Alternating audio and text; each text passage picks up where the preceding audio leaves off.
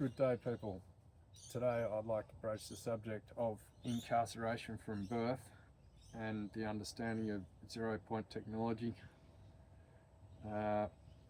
When we are born into a situation, we are born into a 0 point of our own, which is basically designed and fabricated by experience and environment, and dependent on the quality of the environment, that 0 point will not be accurate as a zero, but will be a measurement of a personal zero from a negative perspective, being -2, -3, -4, in the understanding of a 0 point from entry to this earth for me.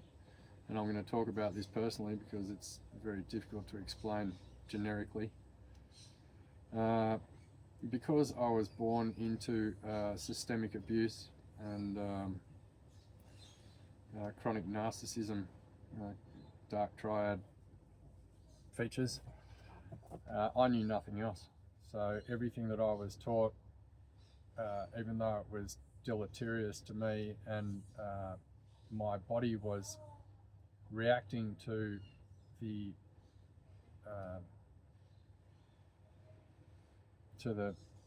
data entry, the emotional entry, the energetic entry that was coming at me, I was instantly polarized in feeling and thought, as my feelings were telling me something wasn't right, but the powers that were superseded my fears by my fear of them. So everything was dictated by environment through this experience, and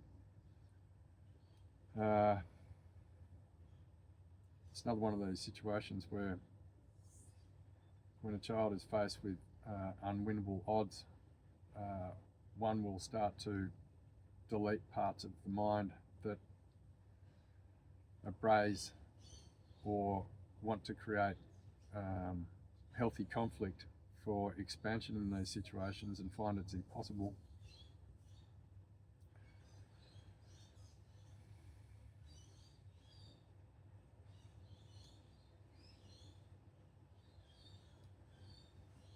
This will create a situation where the child is subordinate to fear and will succumb to the mind and the expressions in the mind and the unprocessed feelings to prevent the panic from happening within. The panic's still happening, but it's a dislocation from body to return to the mind to understand the dictates that are being put in front, while at the same time having to dislocate from the traumatic experience that's happening in paradox within. This will happen with all children by degree, but in relation to the experience that I went through, the traumas that I'd been through had made me amnesic very young, before 3. So anything that I was given by way of discipline from my family was directly against my feeling state, but at the same time, as I'd not had the experience of a healthy feeling state, the label of discipline became something that I took on in shame, as I'd not had any polarity to discipline and unhappiness. So the adult prerogative was for me to follow the discipline. I lived in a situation where authenticity was a threat, and anytime my authenticity popped out, the discipline call was not far away, or some other form of disaster. As in my situation, the suppressed memories were safe by my dissociation and by my need for discipline over understanding. Eventually my body acclimatized to the system over my own needs, as obviously as a young child I'd understood that my life was in danger, and to not subordinate myself to this system to some degree might incur my departure, even in the subliminal. So it was, it's like a type of emotional extortion for a child, in that they have to make a choice between speaking up and moving against the carers, or self-abandoning to prevent abrasion, or a potential abrasion through speaking, which brings absolutely no result and quite the opposite. It's very confusing for a child and very displacing, in that the child, or in this case me, I was constantly having to evaluate the environment over my own emotional welfare, and for my emotional welfare, over my own feeling state. And many times I had to disregard my own feeling state in my inspiration to avoid the opposite, which was the slow death of inspiration for me, by lack of success in follow through, or ability to follow through in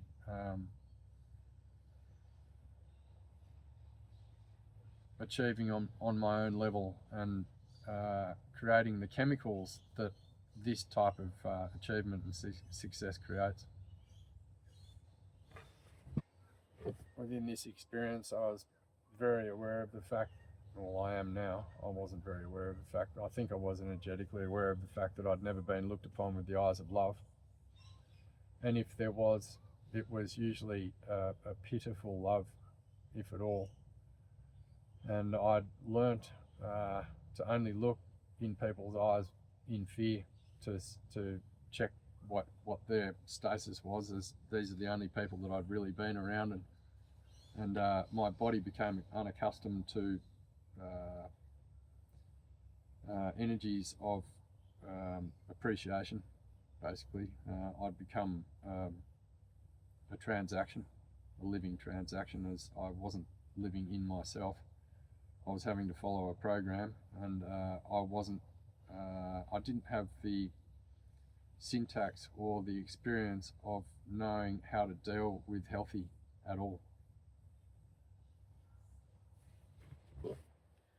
I had no concept of jealousy or envy, as that's the eyes that I'd seen all my life, and my body, my mind, had decided to delete this whole experience, as it was omnipresent, and as such I was blinded to danger and blinded to poisonous people. I was in no way organically naive, but I was naive by trauma in what my body had to delete to survive, basically.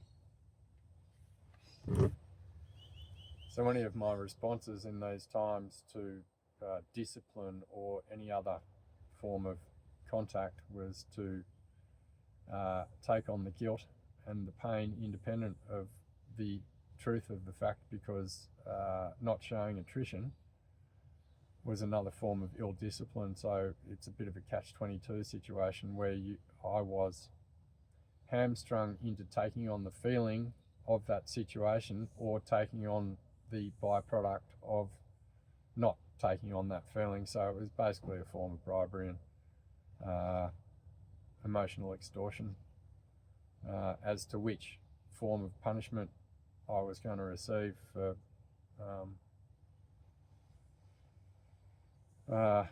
which box I chose.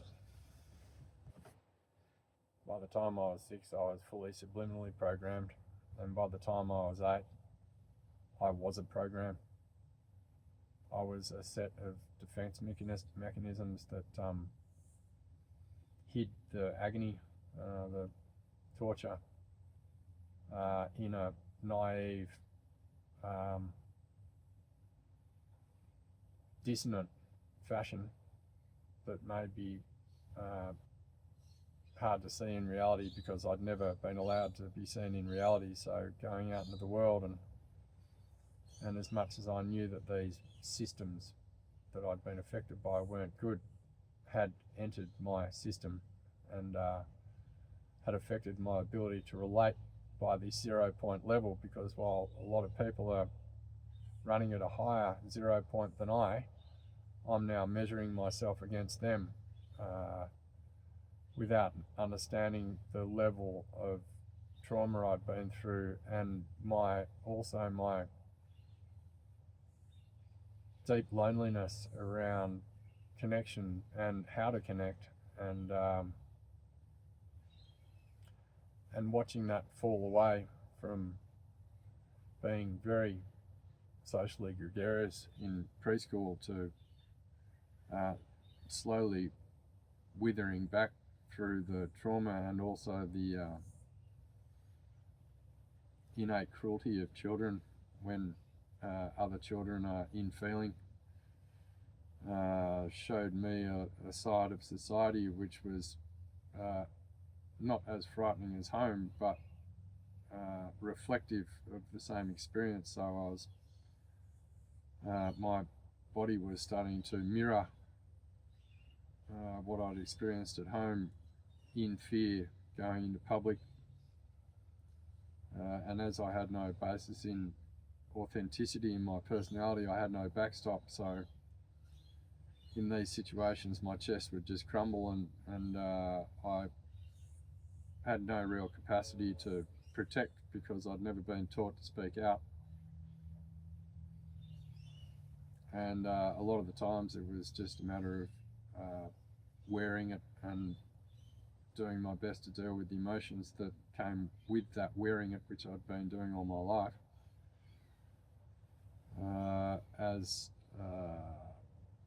I had plenty to say, but when there's nowhere to put it, having plenty to say is usually trying to put a fire out with petrol. I was stuck in a situation where I was in amnesia, and I also had plenty to say about what was real.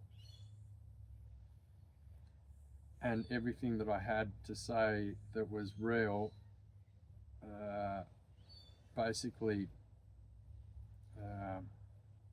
exposed someone's bad behaviour. So any attempt to, when I did break out, was vehemently shut down.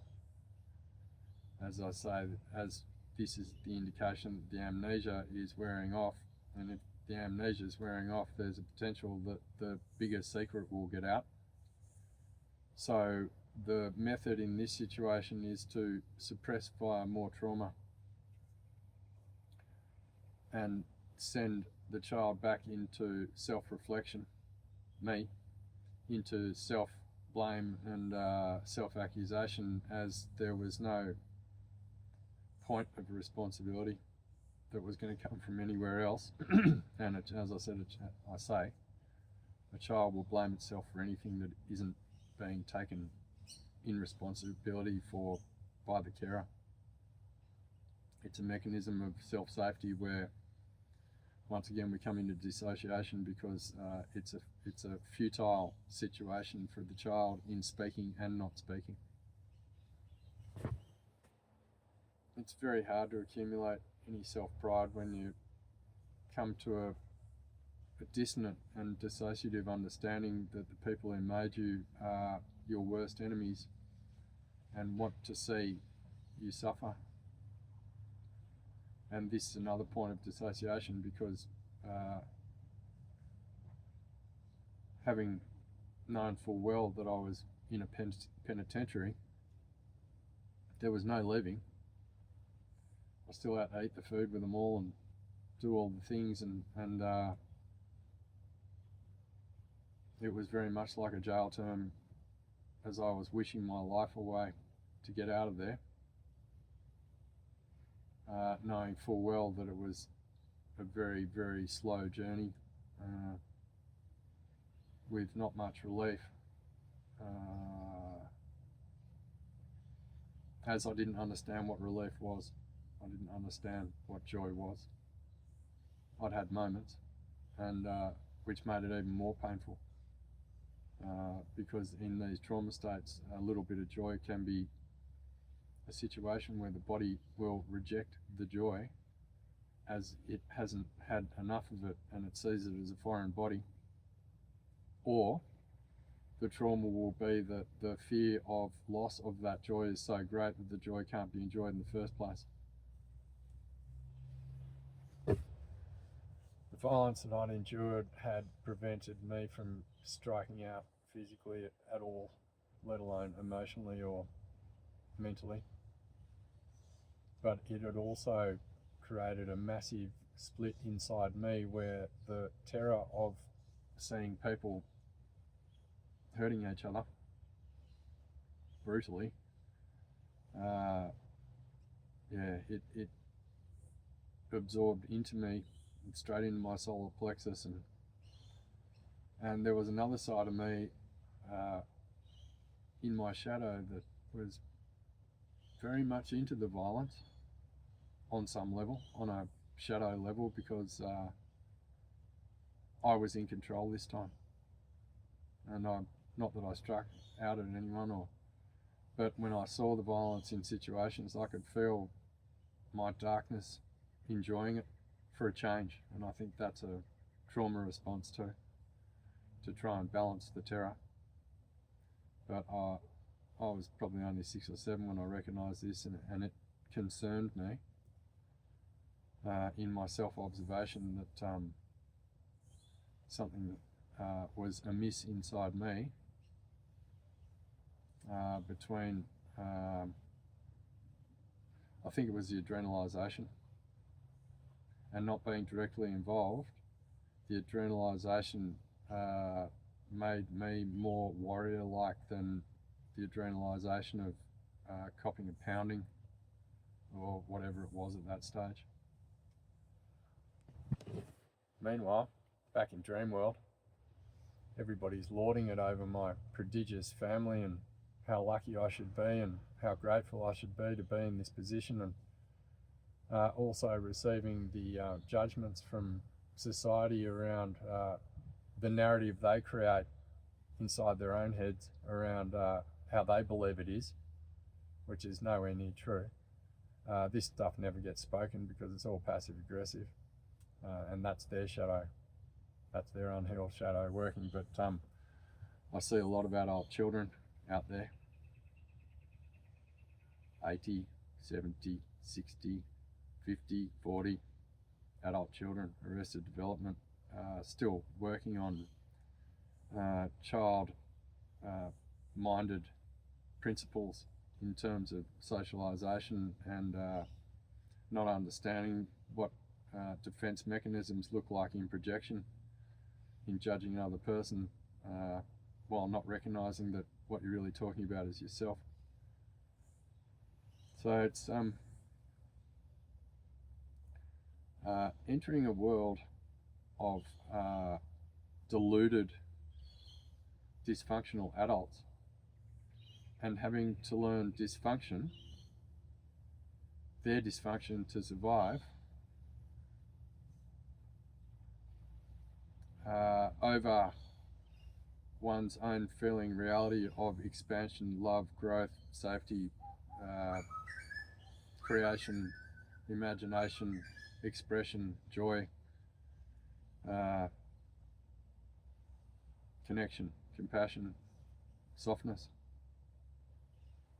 So it's starting to sound a bit digital, a little bit AI, and I do believe that all this trauma is AI based, because it's not a human way to live.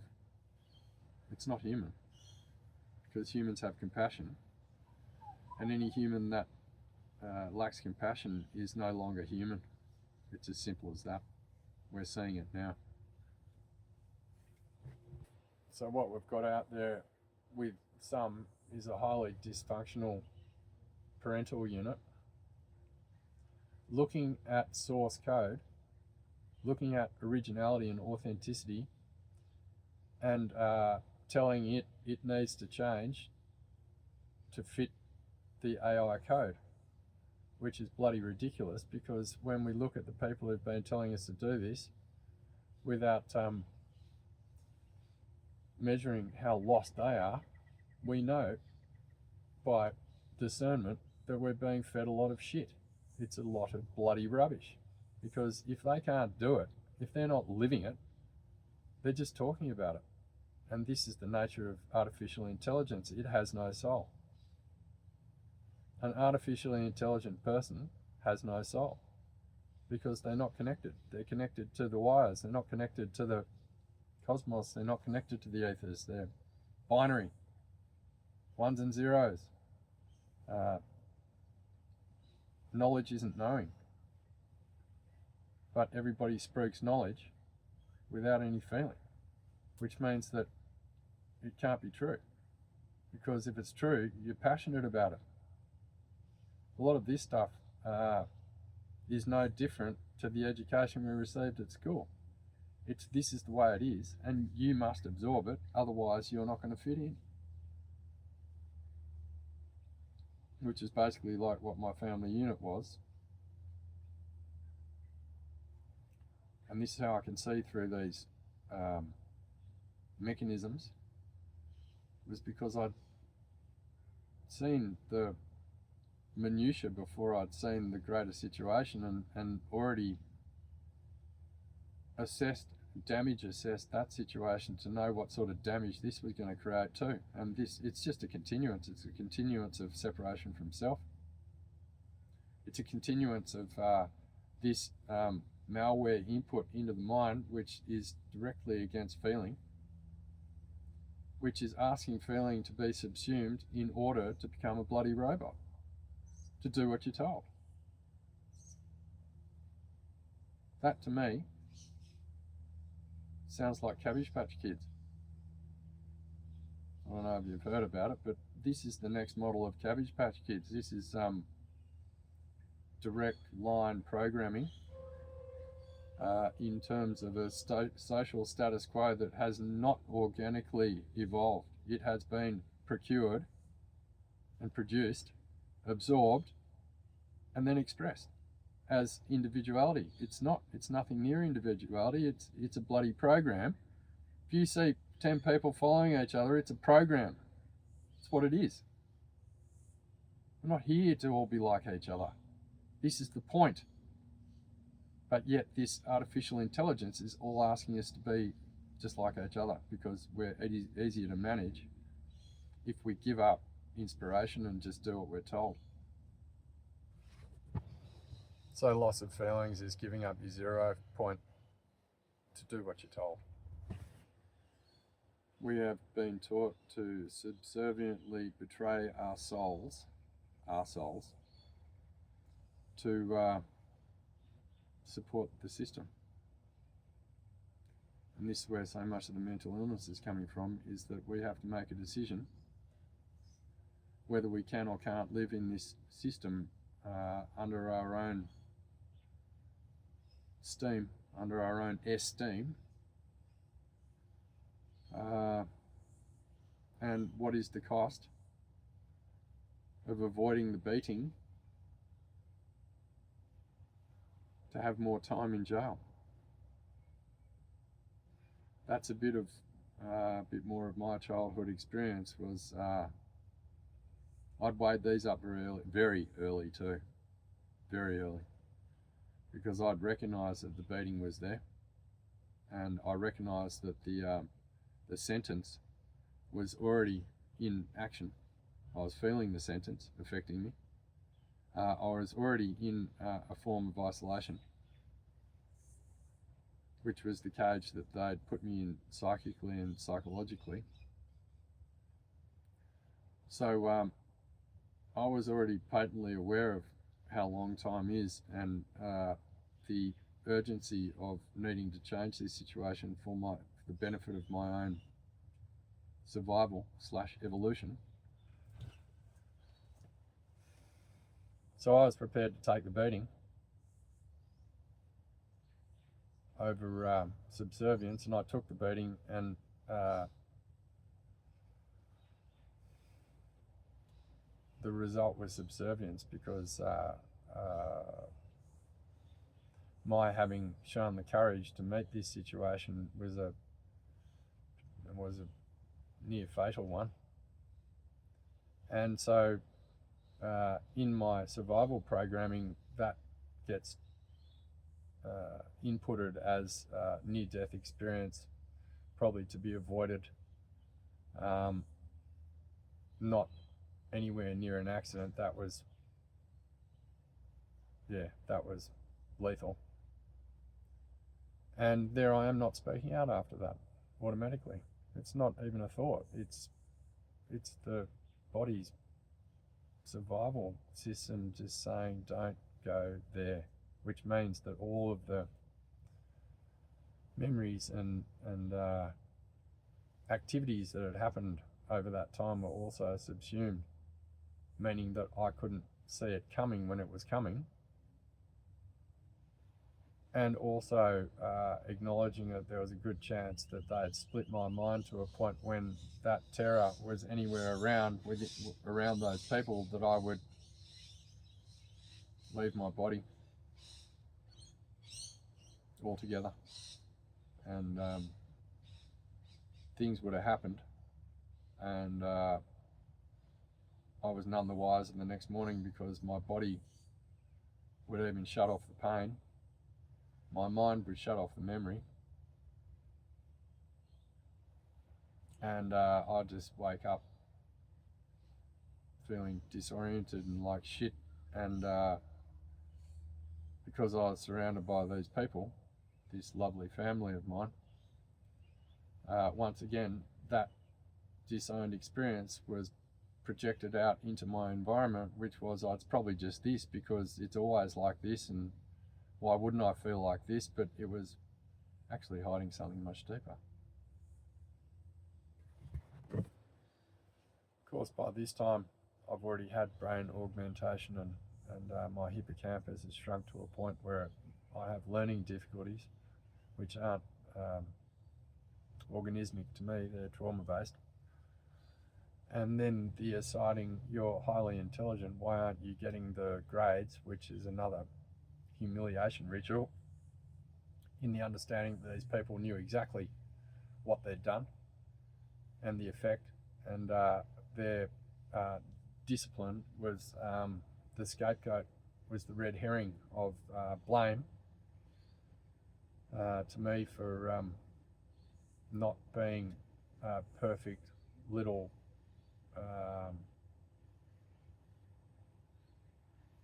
trauma victim, for not performing with the trauma, because the trauma was meant to make me perform. But maybe they overcooked me a little, or a lot. Maybe they got a little carried away.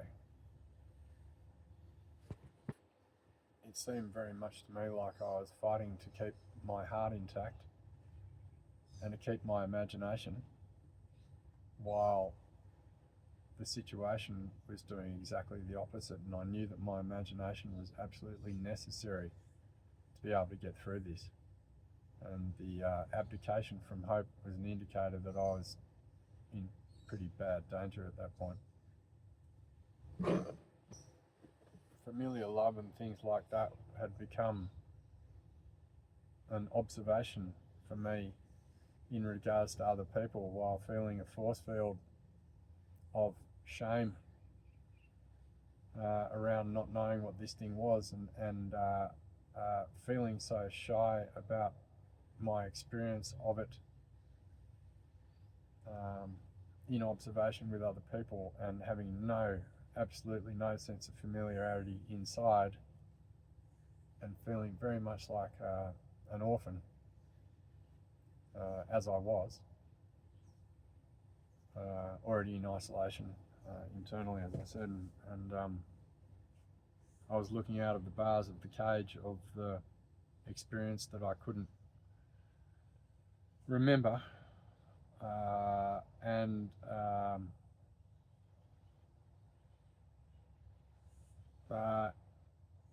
in those situations, to show any emotion for me was a giveaway, because there was a flood behind me, and to not be met was a threat, which is the loss of hope. And also to open it up and not be able to explain was a threat.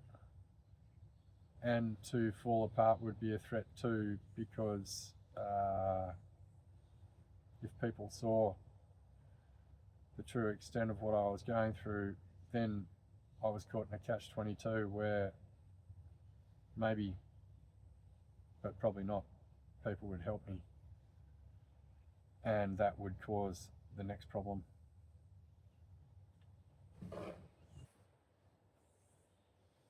From the time I was sentient, I knew I had a lot of insight, but I also was very, very afraid of how badly damaged I'd been. And I was afraid of showing that.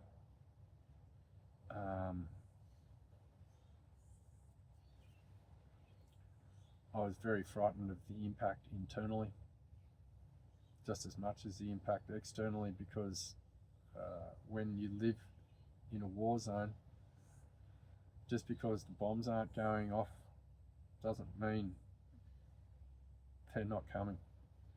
So it was a life of living on eggshells and waiting for the very potent threat of some form of abuse coming from some sector, and my innate inability to self-protect, as I'd never experienced any justice in my life, relegated me to receiver mode, and that was the extent of my ability to receive. I never wanted to receive anything good, because I'd only receive that which wasn't, or that which was compromised or in pity, but not in authentic, unconditional love. So that was a completely foreign sensation to me, and having never had it, the shame of my child was that I probably, or maybe I didn't deserve it. Hearing stories from my close friends' parents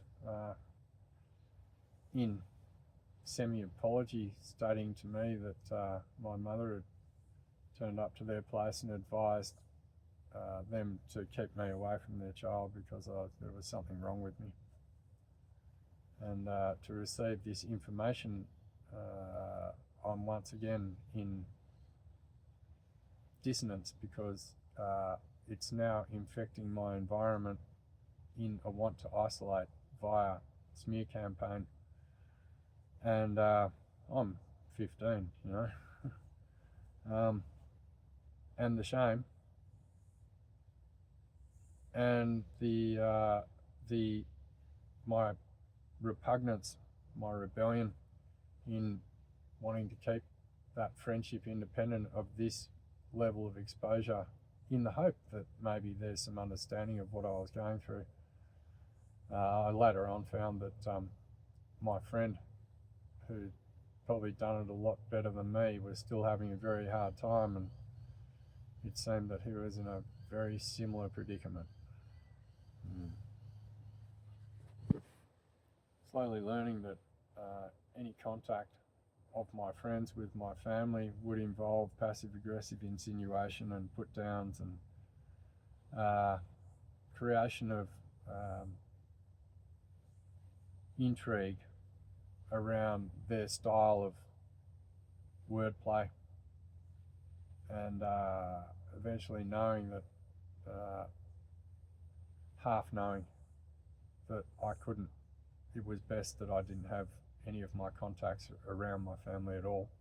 And in response, that was seen as a threat, and many situations were sabotaged for me in terms of socialising, because there was a loss of control, and there was probably some start of healthy connection going on, which was a threat, and their power over me was such that they could still isolate me through the fear of death, which I still didn't understand. All I understood was the terror coming up, grounding me and preventing me from going where I wanted to go, and making me wear the clothes they wanted to wear, and all this sort of shit. So it it sort of became like a rebellion against the dark forces inside me, to try and retain any originality, and fertilise and feed myself in an infertile situation, while being preoccupied with how to prevent the next problem, so I can actually do that, which means it's all backwards to start with, which means I'm living in survival. And when I'm safe here, then that'll happen, which means it'll never happen because I'm never safe. So that's the cognitive loop of tomorrow, and that's been 54 years of tomorrow now, and I'm very aware of that. And I think this is the first time in my life where I've been embodied enough to actually sit in my own silence, and to separate the thoughts and the feelings, and to understand that trauma was the identifier of the I in this story. There was no I before there was trauma, but there was no life before there was trauma for me. I obviously understood something, because when I came out of that thing called my mother, I rejected her breast milk instantly because I knew that it was poison to me.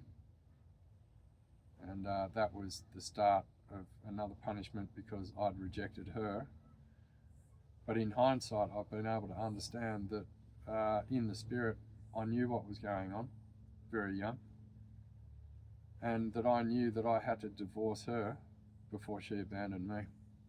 And that was when I came out. I just knew it. And that's part of what started it. There's a lot more to this story, but that's part of what started the ego war with my mother. As I'm meant to do exactly what I'm told, which includes consuming her as she consumed me, as I was livestock. I wasn't produced as a human being. I was produced as an item for other people's benefit. It's very hard to negotiate with fully fledged cluster B dark triad people who are the first to abuse children to start with, but those ones that actually go out to search knowledge to understand how to corrupt, control, and convert children through sexual and other abuses, all forms of trauma, which is what they use, which is how I understand, because I have experienced all forms of trauma on a domestic level. I don't know what I can't remember, but I know there's more. But this is all I need to say about this at this stage, and this is as much as I need to know, because I don't search this stuff out to suppurate on it. The only reason that I bring this stuff up is to alchemize the experience in understanding, so I can let it go. Amnesia is a haunting of having the feeling but no memory of it. And when the feeling can't be understood, The feeling is perpetual, and in every situation where any energy like that might arise, the feeling is heightened to a point of debilitation, inability to receive and perceive accurately, and due to the high level of chemical activity arising from unhealed experience, and more turning up just like it. So in the understanding of all of this in my child mind, I've once again come to a point of understanding at 13, that this was futile. And so I tried to take my own life again.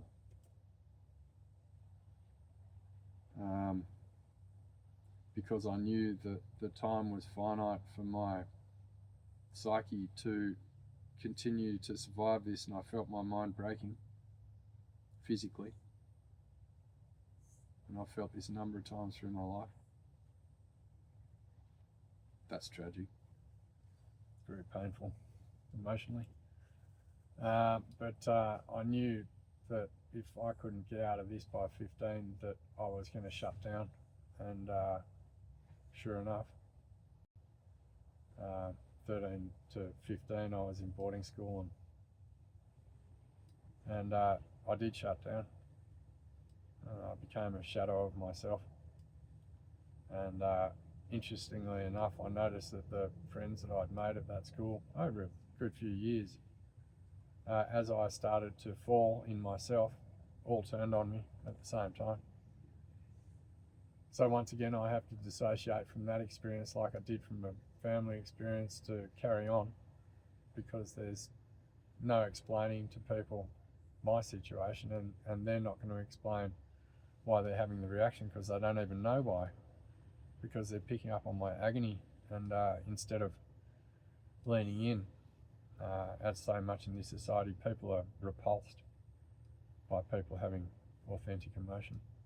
And I find that fascinating on all levels, because it just goes to show how shut down society is, and how fearful of emotion we all are to some degree. Coping mechanisms are just that. When you've had complex post-traumatic stress disorder from before you can remember, everything in personality is a defense to that wound. It's a mask, because if people want to know you authentically, they have to get past that mask. And for me, there was a huge amount of shame that I couldn't ground, which wasn't mine. Well, the shame of being treated the way I was mine, but I wasn't very connected to that. But the shame of who I was, of how I felt, having never been received with compassion,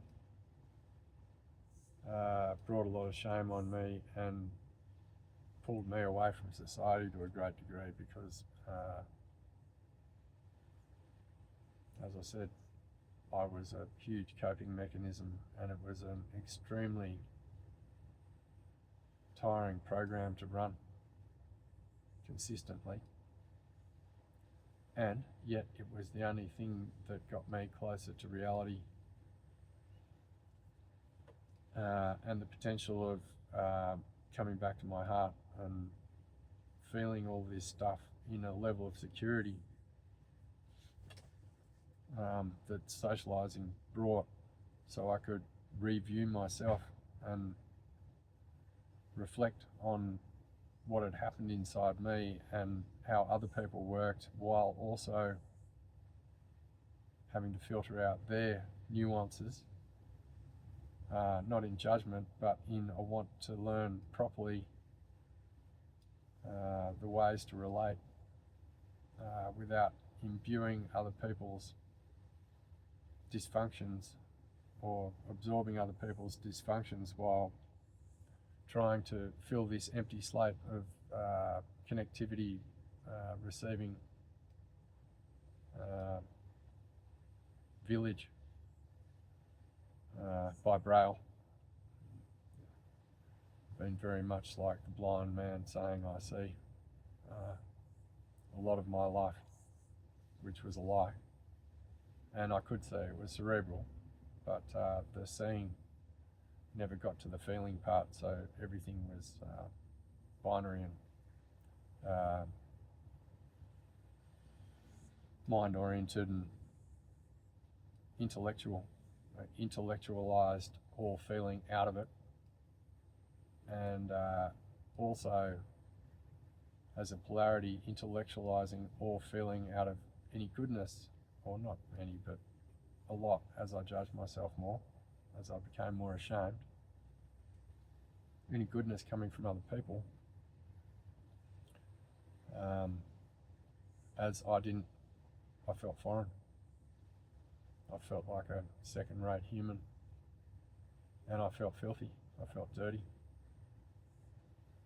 Many reasons for that, but none would prevail at that point. It was just a stain that I couldn't really talk about, and people felt, because I got a strong energy, and people expect what they believe in their mind when they look at someone. Everybody comes up with a story of who someone is before they meet them to some degree. We all do it.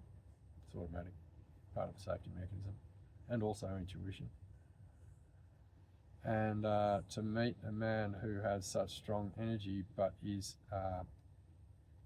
not composed emotionally, in having to wear the masks of unreality to protect the audience from experience, would create a paradox in people's understanding of me. And having had this experience too, I do speak a different language. My brain's different. It formed different. It formed under trauma, and my experience is seeing mechanism and blueprint and pattern recognition and threat analysis and micro expressions, and yeah, that's where I'm at. It's much more animal than human at that point. Yeah, it's a sensory situation which is then reorganized by the mind. All the sensations are received and then processed in a very quick fashion, and some of that these days is trauma programming, or a lot of it is trauma programming that prevents me from meeting people because of the echo of my insecurity, my unsafety, and also the paradox of the fact that love was always the thing that would have held me, and as I have not received unconditional love, it's a threat too, because I have received a hell of a lot of conditional love, looking for love, and because I was so used to nothing, a little bit with a bit of poison was better than the 0 point that I'd achieved thus far. So again, very confusing, and also the introduction of oxytocin in sexual connection, physical touch, adds another chemical to my mind laboratory, which has only ever, through the sexual abuse, understood touch as lust. So there's another program that's got to be dealt with. Oh, it has been dealt with, in recognition that that function was a misinterpretation through violation. that activated in me what had been affected upon me, but in a very innocent way, but way too young. I was aware of sexual activity very young, and it was another one that I had to juggle in trying to understand what was happening inside me while not pursuing this lust.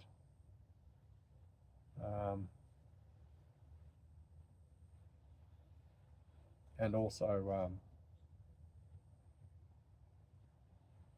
making sure that none of this was recognised publicly, as then it would be me who would be in question when I already knew I was in question within myself.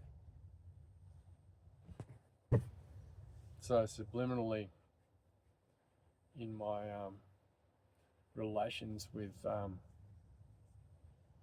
my relations, subliminally what I'd done through what I couldn't remember was to see the effigy of woman offering love and creating the dopamine, oxytocin rush, which was quickly met by betrayal and amnesia, being projected out into the world through my shadow, in that any woman who looked at me was potentially predatorial, and the ones that weren't potentially predatorial were too good or too clean for me because I was dirty, I was unclean. So with that ill confidence, there was a great propensity to draw the predators, to draw the narcissists, and the ones I drew were particularly potent narcissists. They'd been at it for a while, a lifetime, and given the fact that it started falling into the same category as the abuse I went through as a child, through familiarity, I totally lost consciousness again, in connecting to the terror of my childhood through the independent search for love, which had brought a similar experience which was untenable to my emotional body and nervous system, which left me again as a slave to a shadow that I was experiencing in myself and simultaneously through the partner that I chose to sleep next to. And that was that took a long time. It took a long time to understand the level of self-sabotage that I'd been through, that I'd not chosen, but I had to take responsibility for as self-sabotage, because chosen, not chosen is no difference, because the impact is the same. In fact, it's harder when it's not chosen, because you carry the guilt of the decision, even though there was no decision. You can't make a decision in safety mode. You can't do it in survival because you're too busy surviving, you know. Inspiration is when you're ready to save yourself, and the rest of the time it's self-incarceration and isolation,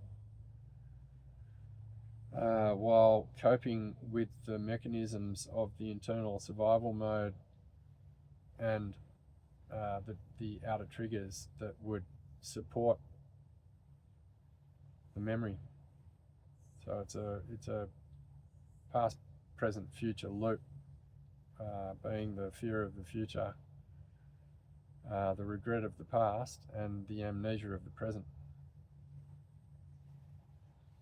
this is all about 0 point.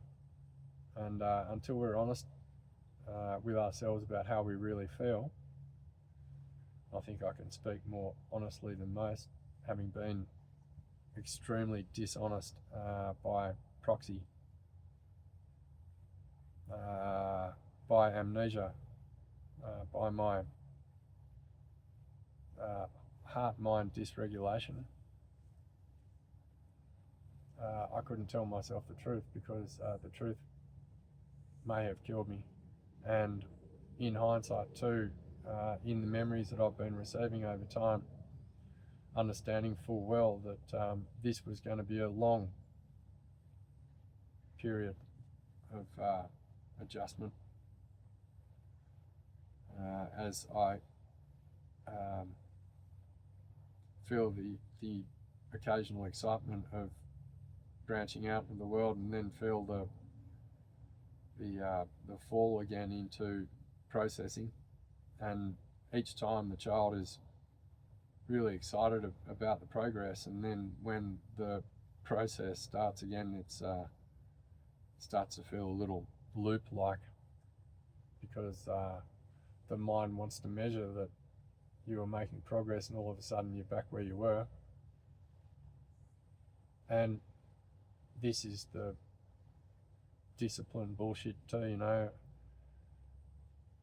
Life is a wave, and you'll go well sometimes and you won't go well sometimes, and this discipline bullshit is when you're not going well, then what the bloody hell's wrong with you? Well, you know, even engines need to be turned off now and then. It's really important that you reflect in the rest times, in the understanding that nothing's lost, as long as there's no judgment of experience, and also that there's no minimization of progress and forward movement in between. Life isn't linear. Time doesn't exist. The only reason we freak out is because we've been told about time. We're going to die at 80 years old or whatever, and you know, we've been given a time limit. And I've got to say, from my experience in life, I haven't been able to worry about that, because worry is the killer. Worry has been the killer my whole life. So if it isn't on the outside, then it's the ghost on the inside. And I'm not guilty about doing whatever I need to do, or whatever I don't need to do, to remember who I was before all of this, and return my nervous system and emotional body back to default mode, which is when I'm comfortable with life, everything flows. And I've had flashes of that, and it's even scared me that it's been so rare, but I'm aware and I acknowledge that, and I know that trauma and stress and all of these things are the very thing that take you away from what you want. And all the things we do in trauma and stress are to run to get something that we think we want, when all we really want is peace. We just want inner peace. We just want to know that identification is a trauma response, and that we are born of love, and that we are love, and everything else is forgetting what we are. It's a overlay of memories and emotions and thoughts upon what is still a blank canvas. And in that situation, understanding mechanism and understanding content is really important. But understanding the mechanism of thinking, and also of trauma-based thinking, and how that itself is an addiction that we've been taught through education and interruption. Firstly, interruption. And education's a bloody interruption anyway.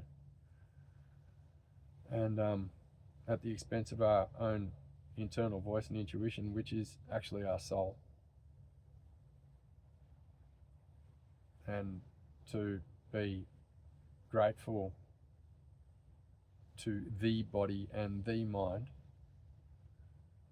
and to be grateful mostly to the soul for putting up with the body and the mind.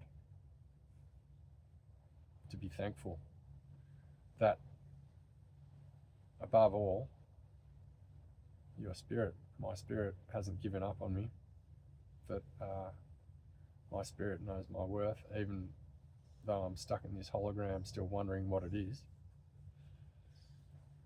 That should be my fortitude and gratitude to have survived the unsurvivable, at very least, as an accolade to the tenacity of spirit and the want to restore equilibrium, to walk in equanimity by my not doing, to understand that being is the doing. Because being creates the doing, and we've all been taught backwards. We've been taught that doing makes the being. And doing makes a personality. It doesn't make a being. It makes stress, and it makes multitasking, and it makes high efficiency, and blah blah blah blah. But it doesn't make being. It just makes living easier while you're not being. If that makes any sense. I don't know. I've learned everything backwards, so I'm pretty okay with understanding that it's all inverted, and all doing on this earth was created at the cost of a sense of lack. And there was a time when we worked enough to get what we needed to feed our family, to relax and have a good time. We see this still in the third world countries. They're some of the most beautiful and loving people of all people because they keep it bloody simple. Be grateful for what they've got. And their relations are more important than their possessions. And they're prepared to give up possessions to keep relations. And what I see over here, or in my experience anyway, is we've got people that are prepared to give up relations for the sake of keeping possessions. That's really sad. And having been a product of that environment where I was a possession, and when my possession was had no value, I was just cast. And that just shows that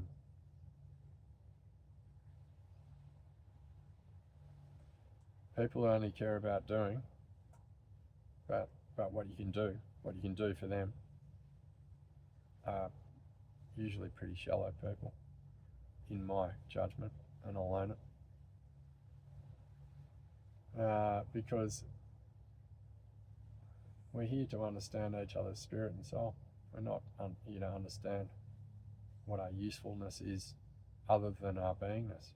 And this is what's been corrupted in this bloody mindfuck psyop of getting people stuck in their mind and having them believe that everything that their mind says is real.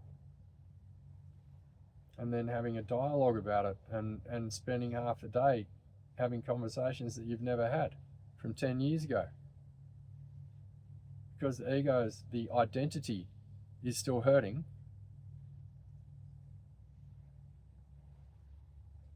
Because of reaction. Because of the inability to surrender to the identity, to the woundedness, to the ego, to say anything that happens outside me is not me,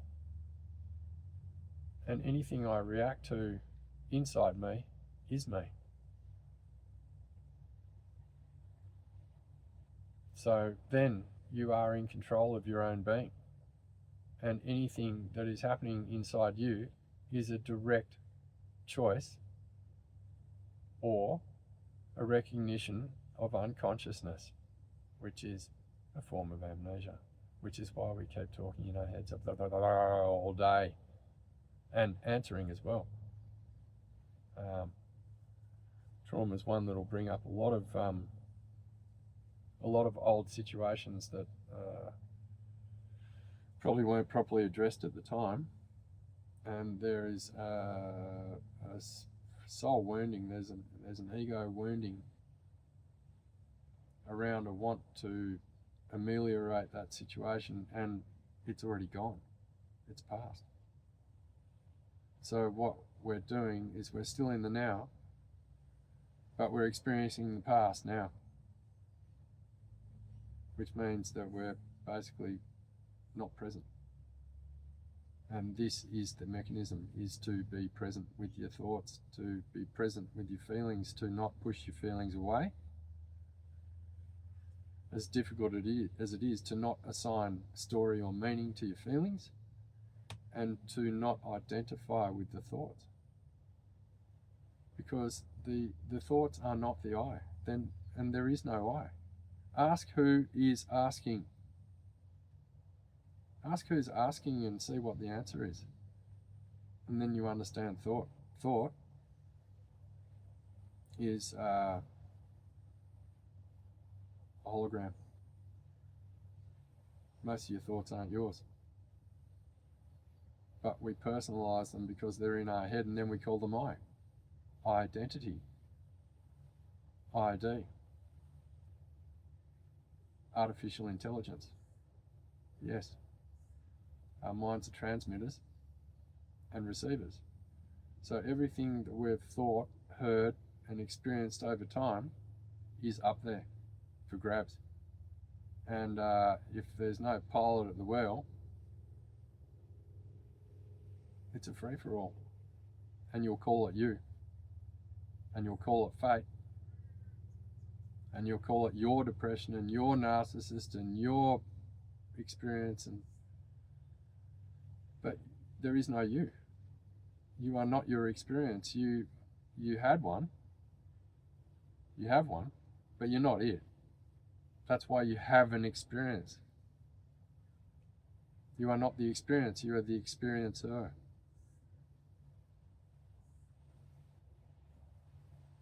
And to understand that, as my old mate Osho says, our teachers point to the moon to show us the moon, and we spend our whole lives looking at his finger that's pointing, and we've missed the whole process.